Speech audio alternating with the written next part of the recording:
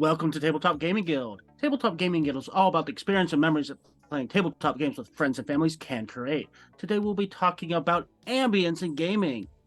And it's Halloween, so I've been playing a lot of Halloween themed games. I'm sure everybody else is, so let's just start with Peter. What games have you been playing, Peter?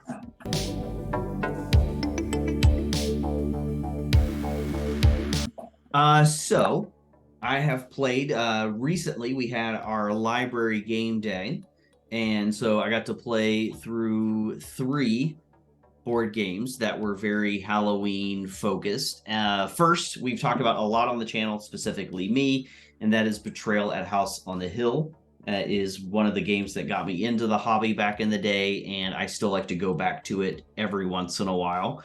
And so played a fantastic game of that. Had a full table of 6, and it was definitely a few of the people's very first time ever playing Betrayal at House on the Hill. And they had a really fun B horror film time.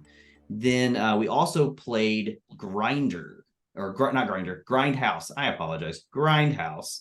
And Grindhouse is a very light rules like game where you're going to lay out 4 regular rooms, 1 final room, and everybody has their character that they're playing as, and the person who can make it through all of the rooms with the most limbs still attached is probably going to end up being the winner.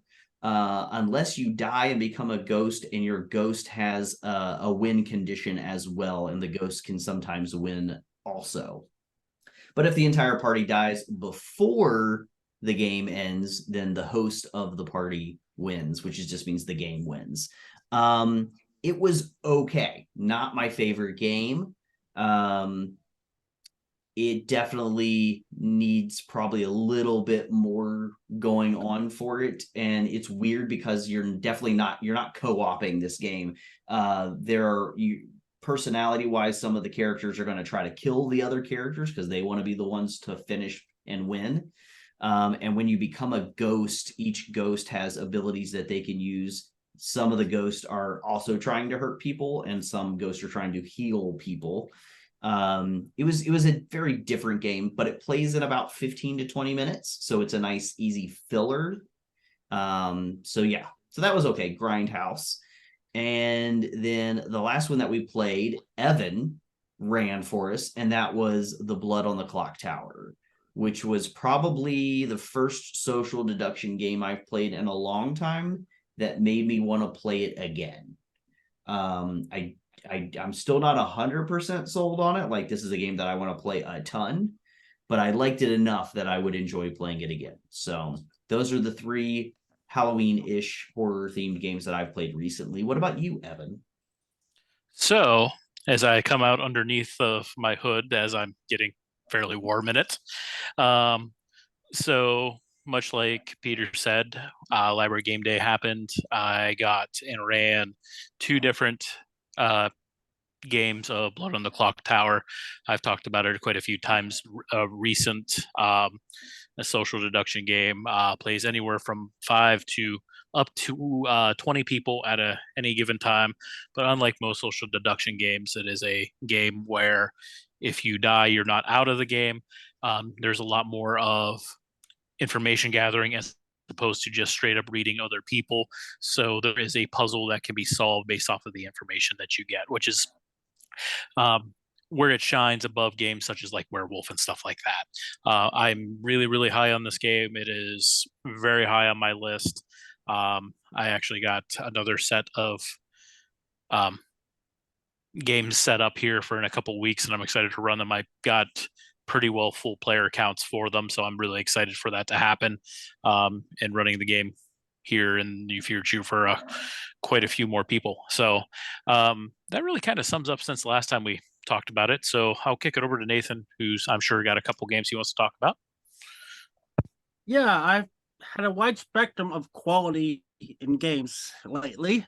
I've played I've played The Binding of Isaac, which is kind of a Munchkin style game where you are gathering loot and using those loots to help you fight bosses, monsters, and trying to get some treasure as well as souls.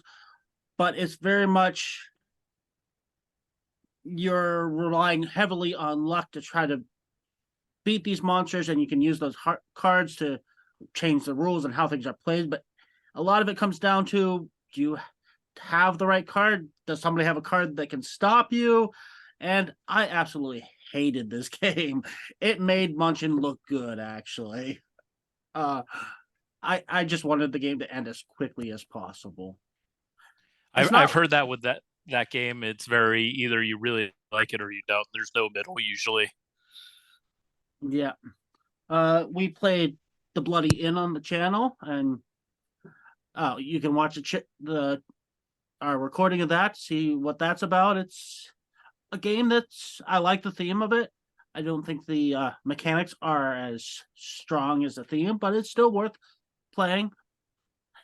But the one that I really love, that we've talked a lot about on this channel, is I've been really playing a lot of Mansions of Madness. So It's a good one. Everybody's been going insane and occasionally dying, but we've been playing back-to-back scenarios. I think over the past week we've played 6 scenarios so far, and each scenario ranges from 90 minutes to 3 hours, so it's a good amount of time in a week. There's a reason why it's in a lot of people's top 10s. It's a really good game. I think I've still only ever played the first scenario, but I've played it 3 times. So at some point, I've got to play some of the other scenarios. But every time was different, right? Yeah, every time was definitely different.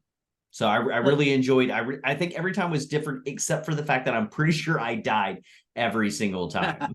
Even when the other players won, I died. Well, that's pretty bad. The first scenario is one of the easier ones. I usually end up going insane, and I think the last time I went insane, and then my job was to set the entire house on fire. That sounds fun. Yeah, it was a good time. And then everybody got out except me. So I burned down the entire house, and only I died. So that's what we've been playing. Let's talk about what's in the news.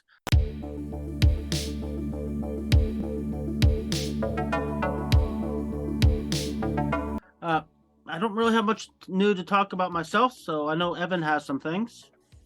So yeah, coming from Gameland Games, so one of the companies that we all like. So they recently kickstarted and are into the point of fulfilling Tiny Epic Crimes. So a funny story about Tiny Epic Crimes, and it's very fitting that this happened to this game. So Gameland was contacted by some backers concerning a Facebook Marketplace post originating in Southern California.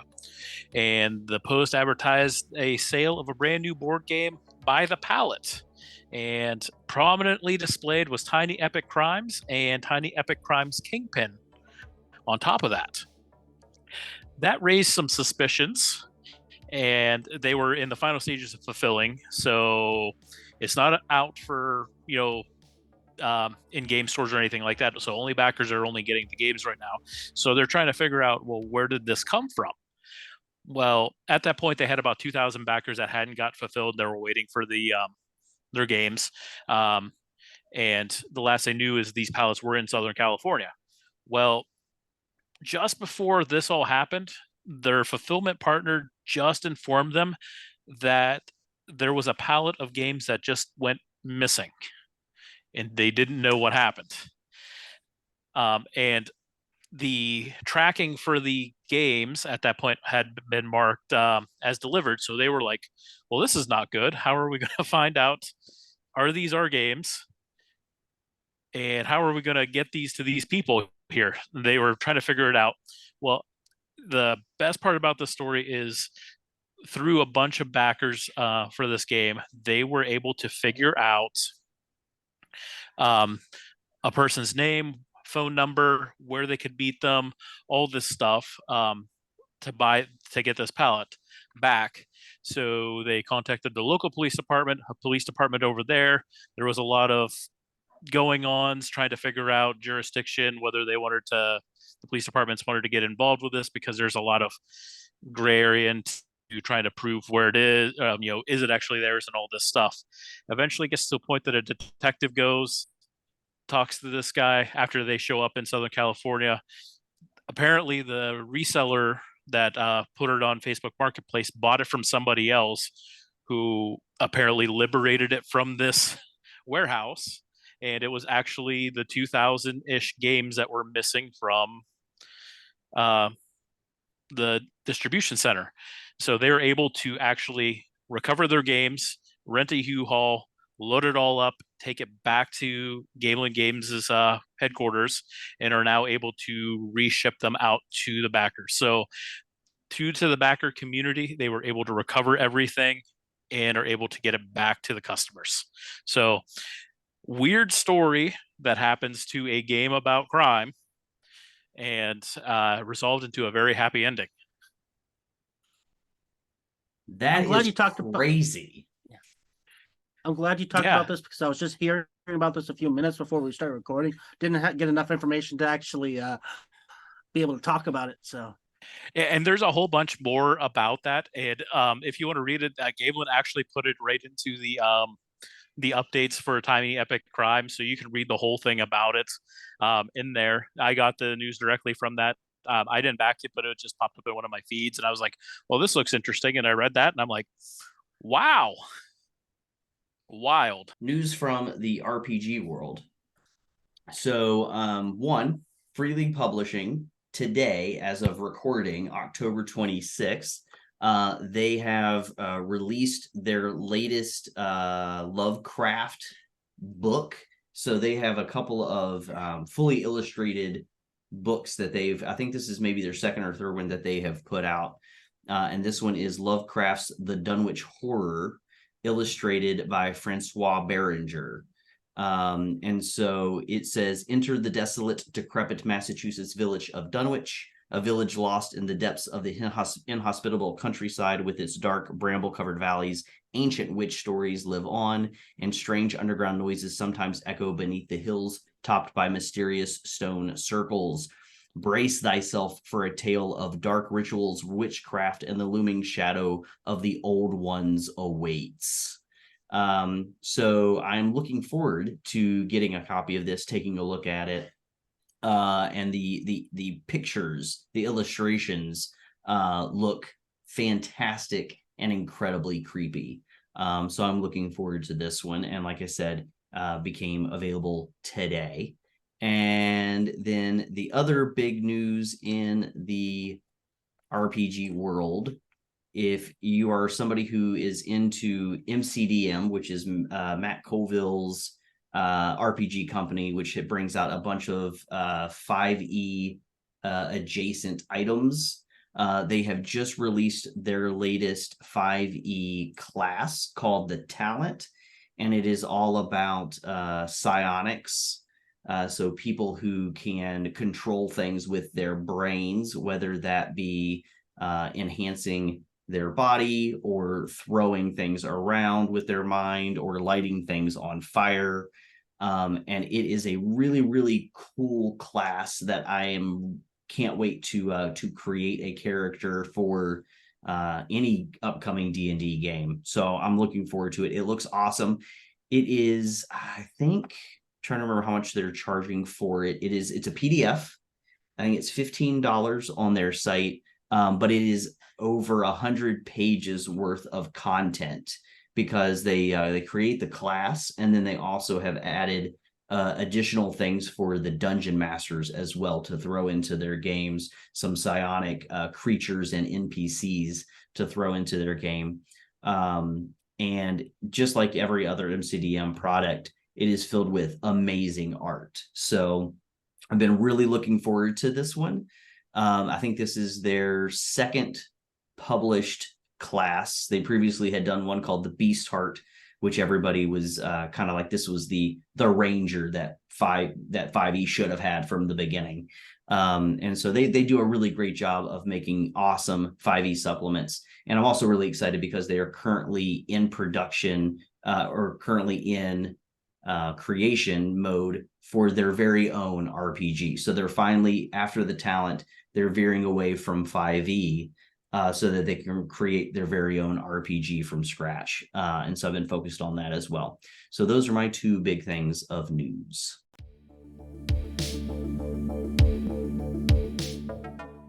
I suppose it's about time to get into the topic of ambience in gaming. So we should start off in this defining what we consider ambience. To me, that's basically anything that sets the scene, whether it's music, food, table settings, even like throwing in special components like dice towers and things. What are your thoughts on what you consider to be ambience for gaming? I would say I feel a lot like you do on that, which the first thing for me is always when I hear again, ambiance, how fancy do you want to be when you say it? I think the first thing that I think of is music. Music is definitely, and I don't use it a whole lot, I'll be completely honest, because a lot of the games that I play, there's a lot of discussion happening.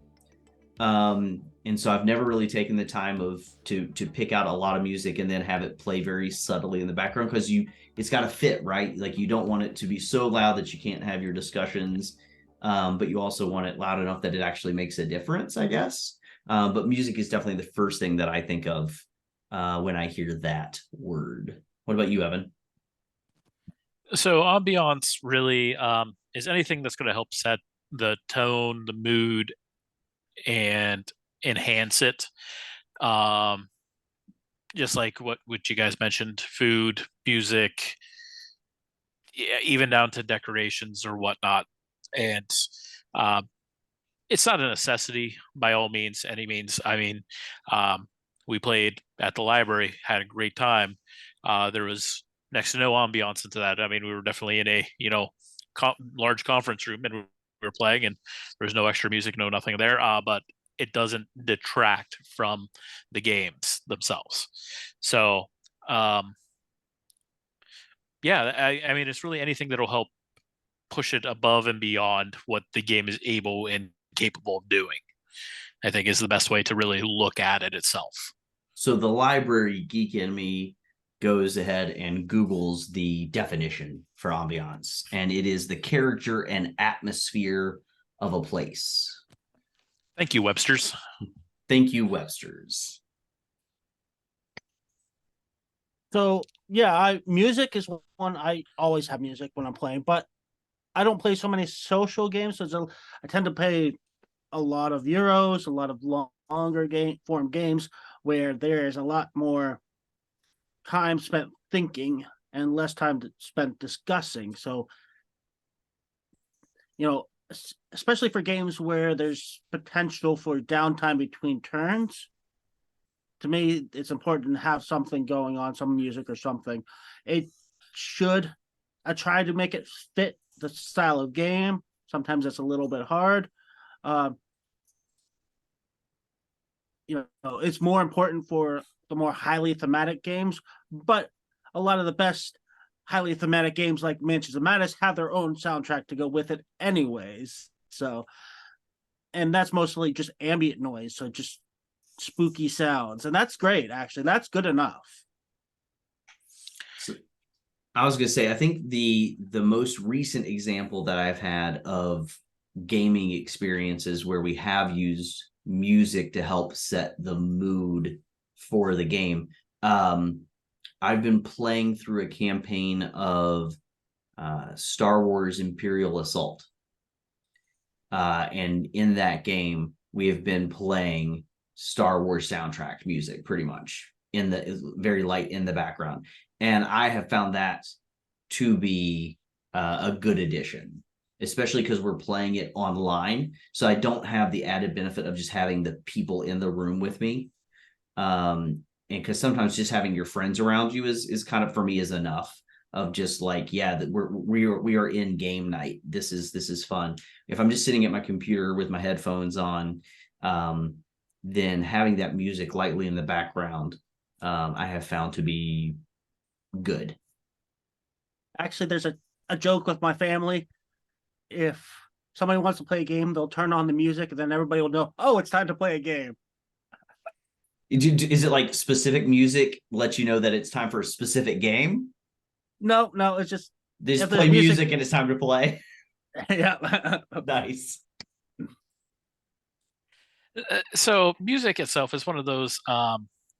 If I'm going to have music in a game, it's actually going to be more as a background filter as opposed to something that's a mood setter, really. And I've used it a couple different ways. A couple different times, playing an RPG or something like that, just to kind of help filter out some extra.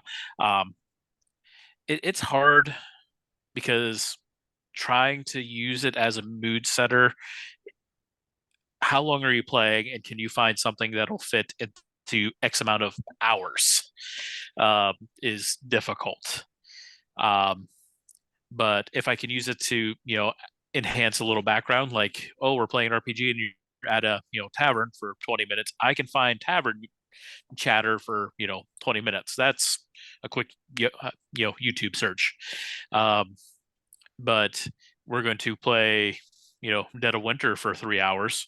Finding something that I can play for that entire 3 hours makes it a little bit more difficult. So that's where certain music apps can be helpful. I won't name any specific ones. It's like, it's pretty easy to say, oh, I want pirate shanties for a pirate themed game, or I want something more horror or spooky, and I'll go with that. If I do have channels designed for, like, okay, if I have slower games, something to keep the energy up, so higher energy songs. But if I have faster paced games, then I want something softer that's not going to distract and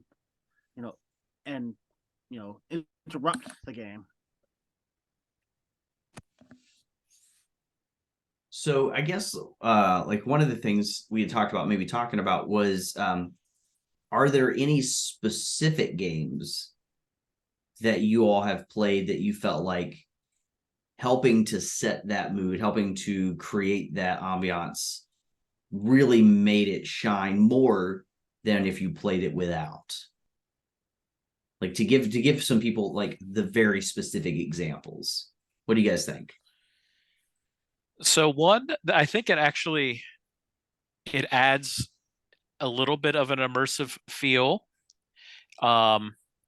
Was the last couple games that we did of King's Dilemma, where we added a little bit, and it's not, we went over the top, but this last time that we were going to get together, which ended up didn't happen, but I think it would have been really nice, and everyone was really, really on board with it, was that everyone, the area that you're from, think of a food that your area would be known for or be able to make and bring to share, since it's a council meeting. So everyone really jumped onto that, and it was a way to kind of immerse a little bit more into a role into that game. And I think that kind of really helped that along. I've enjoyed it. So I'm one of the people playing in the King's Dilemma campaign, and I think one of the things, it's such a small thing. So one of the things that we've done with the King's Dilemma to help ourselves like immerse even just the smallest amount more is because again we're a council for this kingdom, and anytime you see a show, Game of Thrones ish or whatever, everyone's usually drinking something. So we all have like cups of either wine, or we might have mead or something along this. And it's just, it kind of, I don't know, I think it sets the mood a little bit more. And a couple people have some very special goblets. I don't have a special one. I just grab whatever plastic cup is around. But You need a special one, Peter. I do. I need a special mug that I can bring with me. But even that just gets you a little bit more immersed in the setting of the game, and I think can be fun. So Yeah, it's unfortunate that James couldn't make it today, but I'm sure he would have been talking about food and especially beverages related to gaming. And absolutely. you know, Shiver Me Timbers is one that I would love to have a night where we all dress up as pirates, we drink some swill, and maybe have some chicken on the bone. I was gonna say, if we're playing Pirates, James is busting out his favorite of the drinks. He's gonna bust out some rum. So Yeah. yeah. But Yeah. that said, the main reason I haven't done that is you really have to be aware of your group. True. Because if you don't have the group that'll enjoy that, it's just going to make them uncomfortable and they're not going to enjoy the game. They're not going to want to come back necessarily. So you have to gauge the temperature of the group for this kind of stuff. Make sure you're not forcing people or pushing them to be something that are not comfortable with. Yeah, you want to make sure that, like, again, like I was talking about having drinks, if people in your group are, not going to want to have alcoholic beverages in your group, then, you don't want to push that. You don't want to make that too much of a thing. You want to, like with anything you're bringing to the table, make sure that the people you're playing with are on board with it beforehand. I don't want to also, like, you don't want to play D&D and be like, okay, you have to come in costume. Yeah. As much as some people might enjoy something like that, you want to make sure that the topic is brought up, talked about by the group, and everybody's kind of on board with it. Because, like you said, you don't want to make anybody feel the odd person out. So I could definitely see playing something like viticulture with grape juice. Oh, there you go. See, it makes sense. So that said, has anybody done a full-on themed night?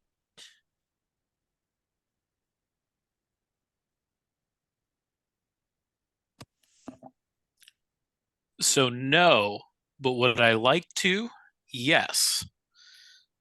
So that's one of those that I've never pulled off a full off themed night, but I think it would be one that would actually be fun to do at some point. There's a couple of the small companies out there that do like murder mystery dinner-esque games, and that would be something fun that if you could get 6 or 7 people that would commit to doing that, I think it'd be a lot of fun for an evening. Mm-hmm. I'm in the same boat. I would love to do a theme night. Haven't been able to do one, partially because my main game group has no interest in that kind of thing. So but maybe next time in Pennsylvania, Evan can put one together. There you go. I was gonna say, I think the closest that I've ever come to doing a themed event, we didn't do costumes or anything like that, but I have run for the Halloween season.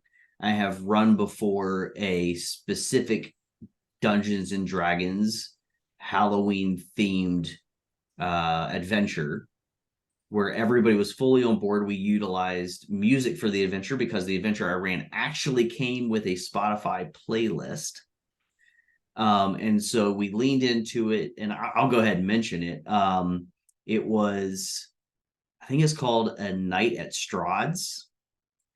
And so if you are at all into Dungeons and Dragons, you've probably heard of the adventure The Curse of Strahd, which is a vampire bad guy, and you're in his domain trying to rid the world of him. But this is a kind of a funny side of it where it's all Weekend at Bernie's themed. And that was a blast, and it had a really fun 80s soundtrack. So that was kind of a very themed event. And then I did do another one around the holidays as well.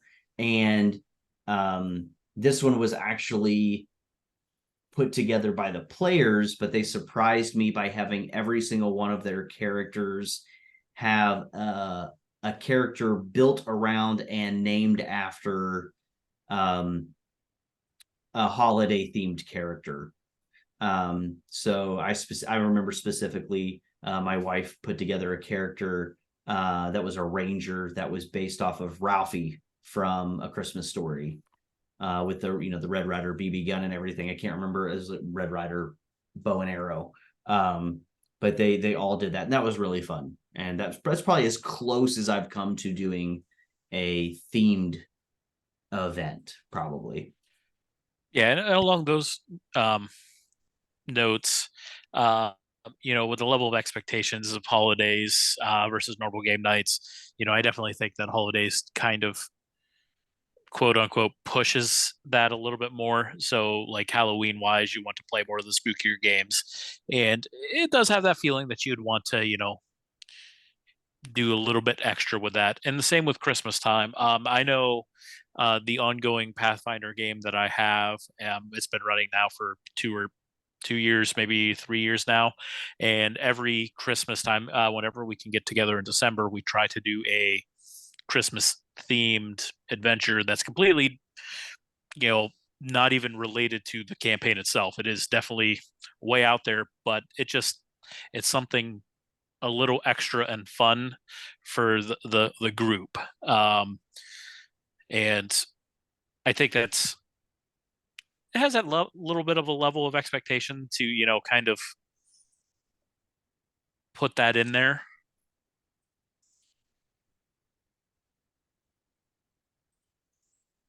Yeah, and that kind of ties up into another thing I wanted to talk about. It's like I haven't really done the theme nights per se, but what I have done is the other way around. Is if I'm doing some activities with some people, I will try to pick a game that matches that activity. So, if we're out watching fireworks, if 4th of July, I'll get something like Hanabi or lanterns, or something related to that, or bird watching, Wingspan. Or Halloween, anything that's currently behind you. Yes. And if I go to somebody's house and they have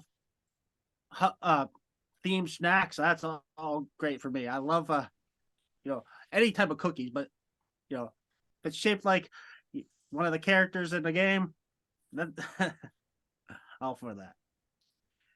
I've seen some really creative videos of people making themed foods for board games.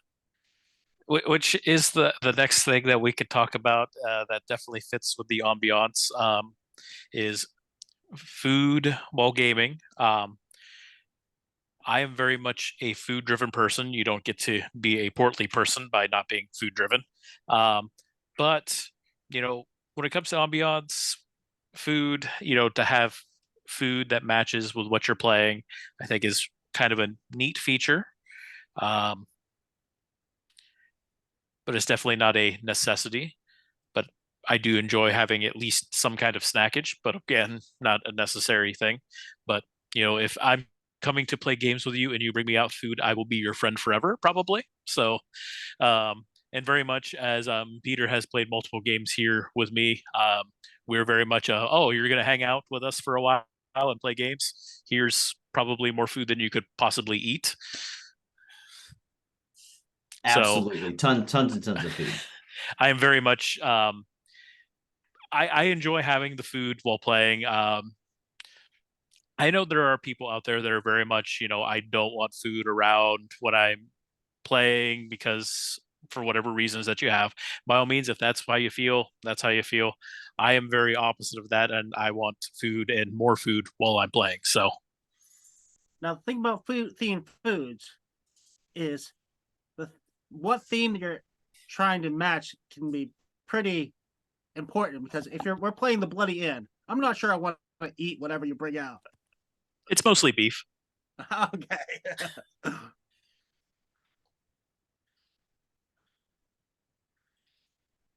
Might give people nightmares with the food you bring out for Wingspan.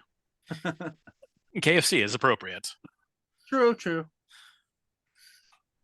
I was gonna say I've not been around too many gamers who are not a fan of having food when playing. You might not everybody want to have it at the table, but around, available for sure.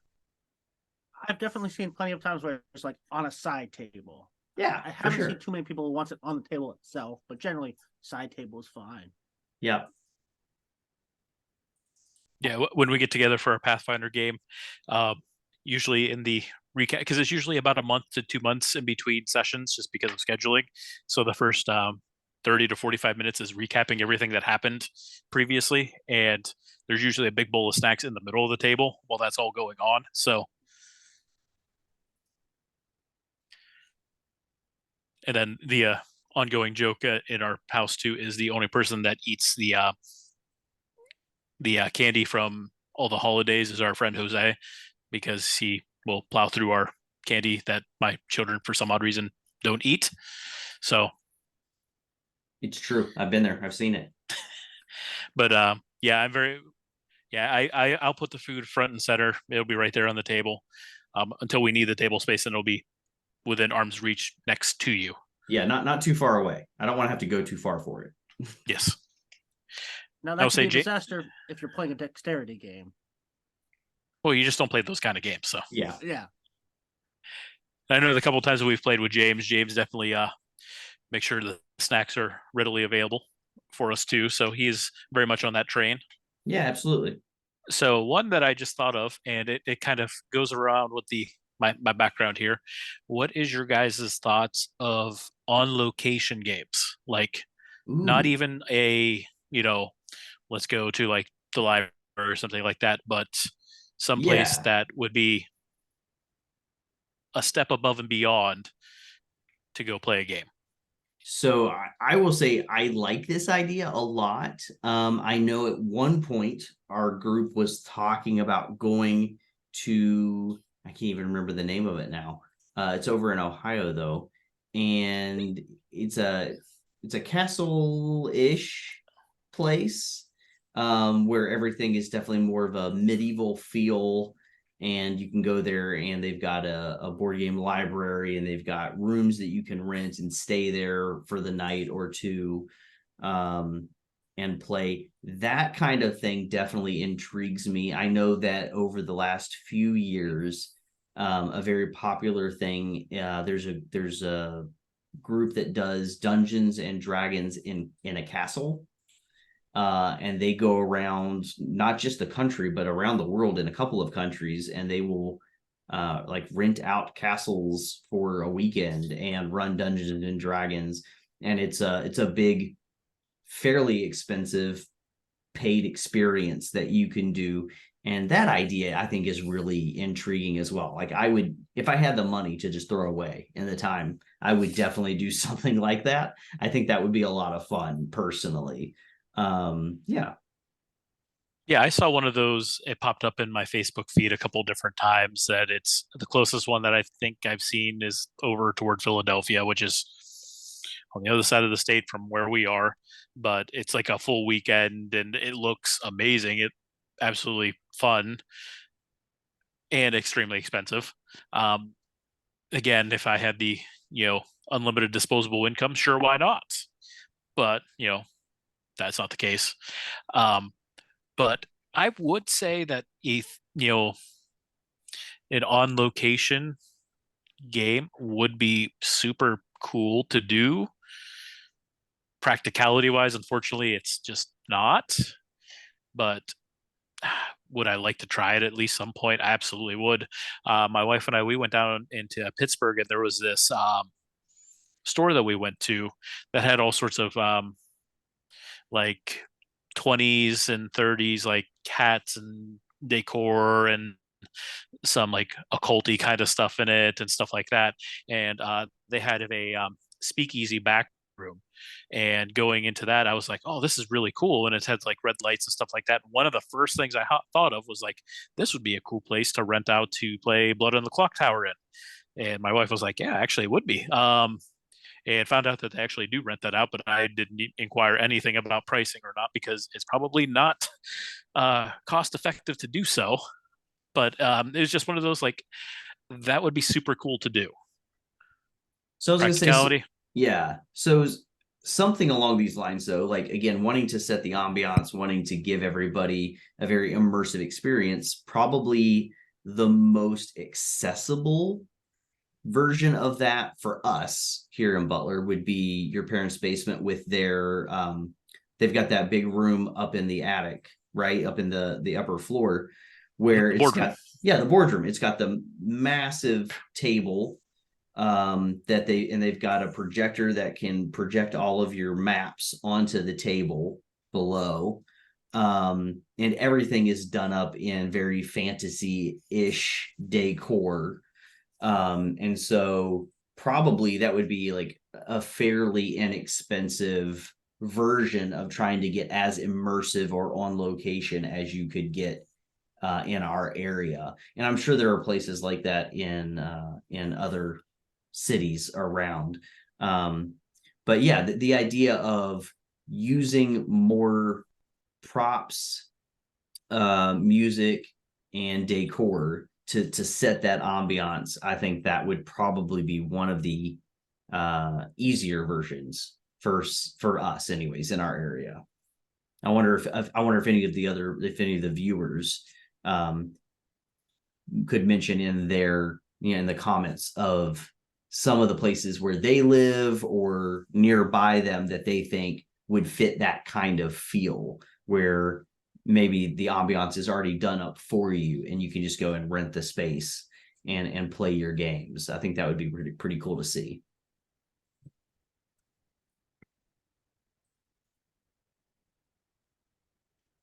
Yeah, if we still had the Slipper Out Con going on at at Butler, that was the name of the park. Yeah, it was they had it at the Camp Bucoco. Yep. Yeah, if that was still going on, it would be great to play like camping themed games there. It's like or trails or national parks or something there. Yeah, absolutely. That would be pretty cost effective, and that would be a lot cheaper than saying flying to France to play Castles of Burgundy. Well, yeah, that'd probably be a little out of the price range for sure, but fun.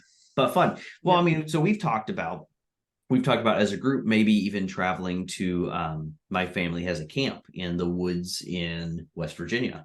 We've talked about maybe going out there. So I'm sitting here thinking, oh man, we had need to play some sort of camp cabin in the woods spooky game if and when we do that, right? Because that would be a little bit more ambiance being in the middle of nowhere, West Virginia. Well, our luck would be that we would do that, play dead of winter, and then a freak snowstorm would shut us in. And yeah, no, I'm on board. Let's do it. Yeah, I'll be fine with that. I mean, more time for playing games, and if we have to, we could eat Evan. Absolutely. What? What?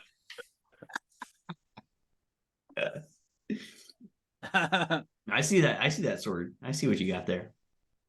I will defend myself. Really. We can tell because we know what it is. So that was a relatively short topic. I think the main takeaway of Ambience is, I mean, at least for me, it's for the most part, the practical nature of it is it's easier to, pick games based on your surroundings. Actually building a theme is a lot of work and can be a lot of expense to actually, put decor and food. It's fun, but it's not going to happen a whole lot because that's a lot of work. For the payoff is not huge. Yeah. But I think the other thing is if you're going to do it, like we said earlier, you want buy-in from the whole group. Yes. And if you can get the group to help out with setting the ambiance, whether it's like Evan was saying with bringing food. So rather than just saying the person who's hosting provide all the food, maybe get your players who are coming to bring some of the food. You can divvy out the cost of helping to set that. But again, you can start small and easy with maybe just a soundtrack in the background. Or if you want to put a little bit more money into it, then you can get into decorating and food. And again, divvy out that cost. Get players to help out with that, because it can be fun, but that way the pressure isn't all on one person. Oh yeah, absolutely. Ambiance has that sliding scale of, definitely you can jump in or jump out of that pool, at your level of comfort. So is the soundtrack enough for you? By all means, then just do that. If you want to provide food for everyone to, fit that theme, you're doing a medieval and you want to, have roasted pheasant for everyone, by all means do that. Or like Nathan is going to fly us all out to England so we could play Whitechapel. I mean, Yes, that's can't wait. fantastic that he volunteered. Our next episode, so watch out for that. We'll see who survives. Yeah, right. But I mean, by all means, I mean, if you want to even go to that level, do it. Ambiance is never going to, completely derail that game. It's only meant to enhance it. So whatever you want to do with it, go for it. Enhance that game experience as much as you can, because it's only going to make the experience for people to remember that game that much more. So, and that's what we really want people to have a great takeaway from our games.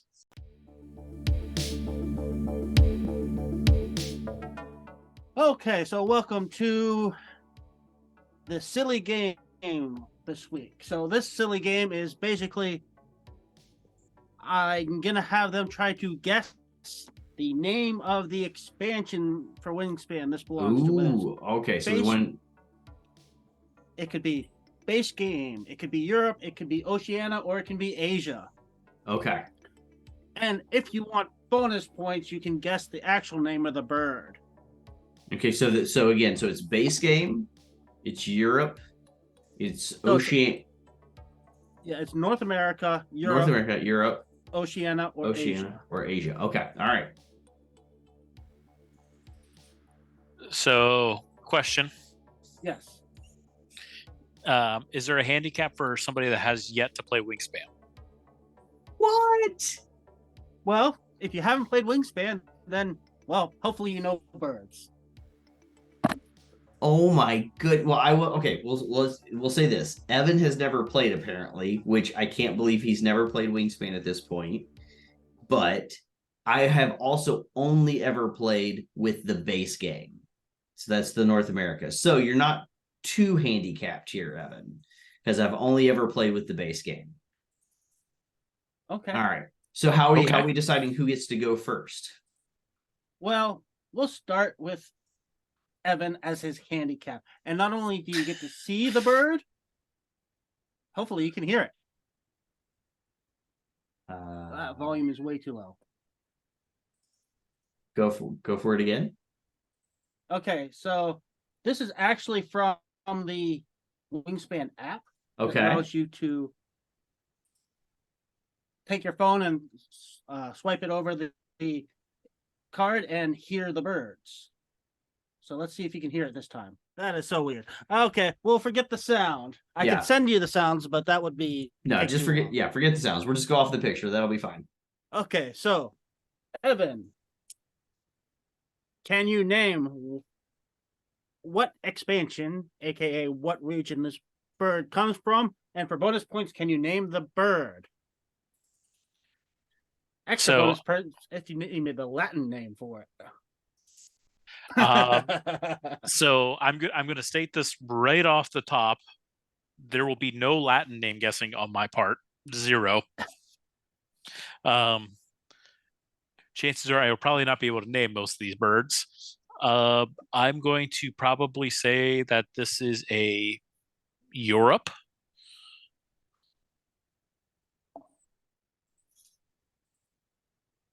And all right, guess what kind of bird it is? So you're going with the European expansion. Yep. A black swan. Well, you got the expansion wrong. You got the name of the bird right. Ooh, it is a black swan, but not Europe. Interesting. It's Oceania. Ah. So that's 1 point for Evan, if it makes you feel any better, I would have guessed exactly the same thing you just did. So you're doing just fine. Hey, look at that. I'm doing better than I thought I would. I also was going to guess Europe, and I was going to guess Black Swan. So Okay, bird number 2 for Peter. okay.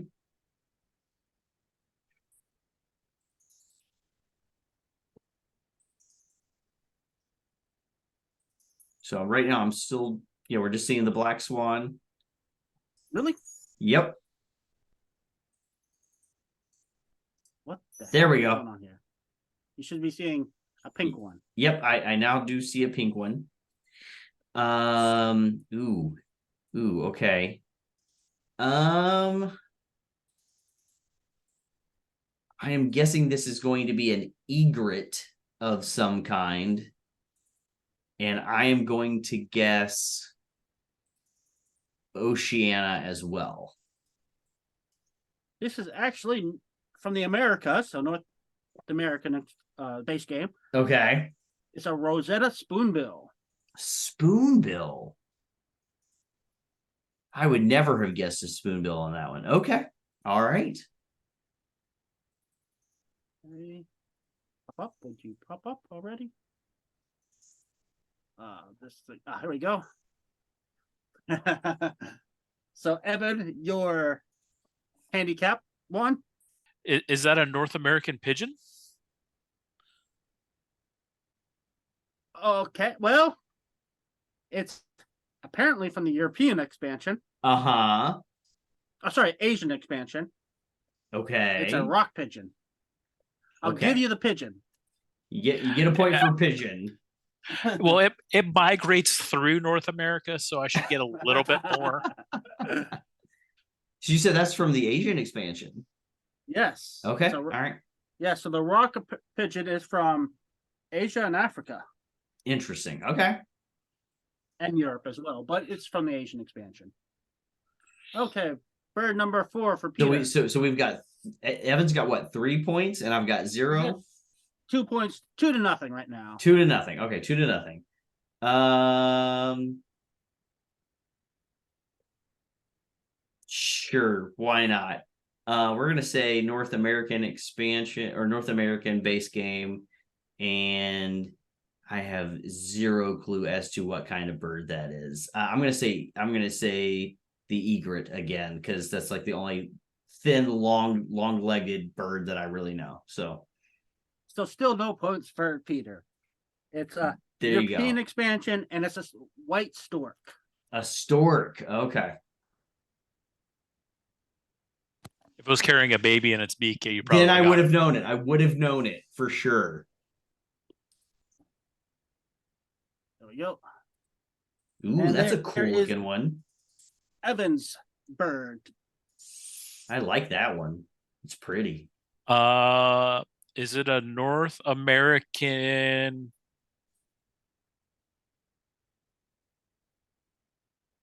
some kind of cardinal?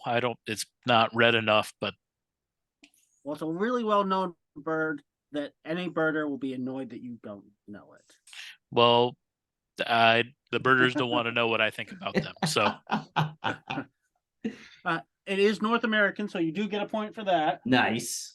So you're up to 3 points to Peter's nothing. Yeah. Somebody who knows nothing about birds. take that, Peter, for the guy that never played the game. Yep.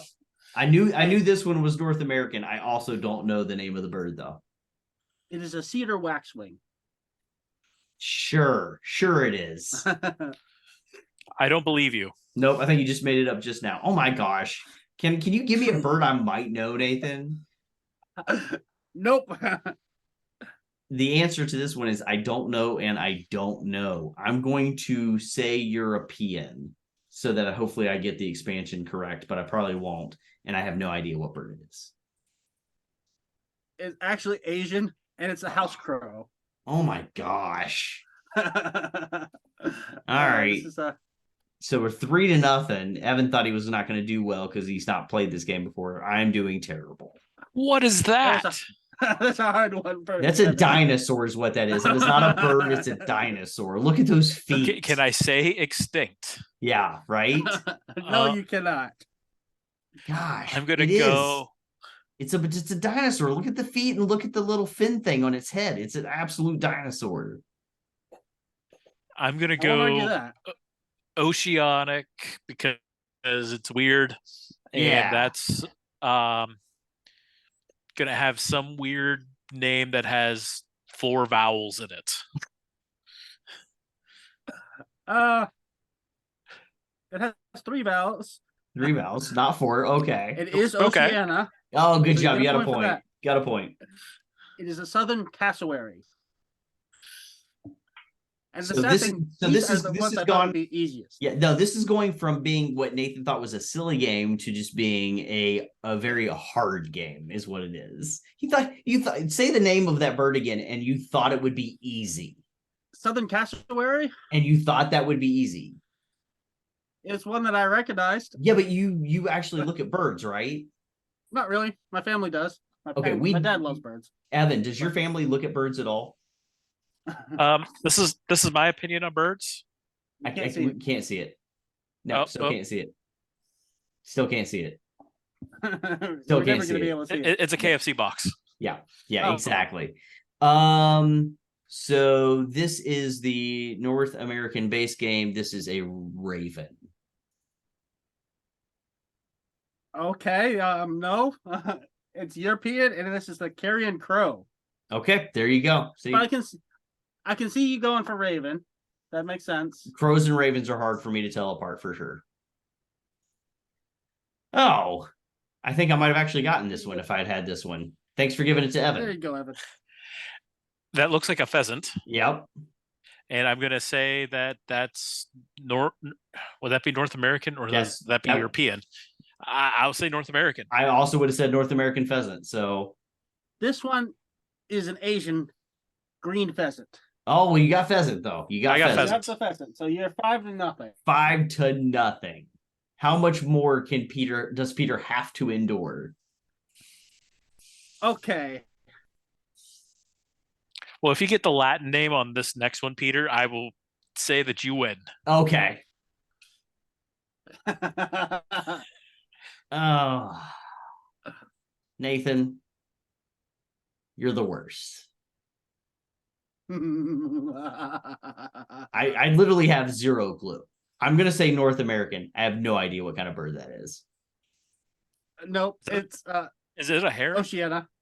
Okay, Oceania and Australian ibis.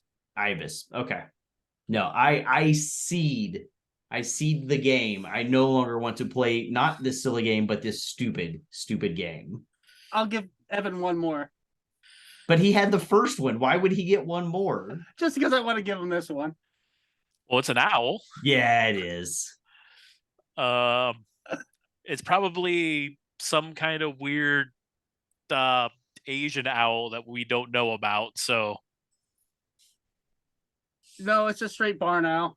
Yep, No. it's a North American barn owl. That's I Anyways, actually would have known that one. I would have gotten 2 points, but whatever. So that was the silly game.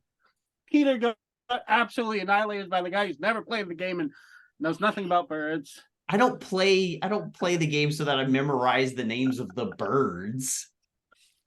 Ah, Oh my goodness. That was a very, very silly, verging on absolutely stupid game. well, thank you. You're very welcome. This was originally planned after James had done a really awful game that nobody could get anything right on. So This is about the same. Yep. Yep. About the same. I see a trend that we're punishing each other with our silly games. Got it. But it's, I'm just a little disappointed that I couldn't get the sounds to work. It would have been nice to have the bird sounds that came with the app. Not that it would have helped you at all. No, would not have helped. But it would have been nice to hear at least. Yeah. Maybe I'll put them in and send them to James so he can put them in so the audience can hear them. Sounds good. Well, hopefully you all enjoyed our conversation about ambience in board games. And if you have any really good stories of you adding ambience into your games, we'd love to see those in the comments. And definitely tune in next week where we should have a playthrough of Wonderland's War. So Yep, not Wonderland Wars. Wars of Wonder. He said it right the Wonder? first time. Wonderland's War. Fantastic. Did you say it right the first time, or did you say it wrong the first time? No, I can't remember. it is Wonderland's War. That's what I thought. Okay, yep, I thought so.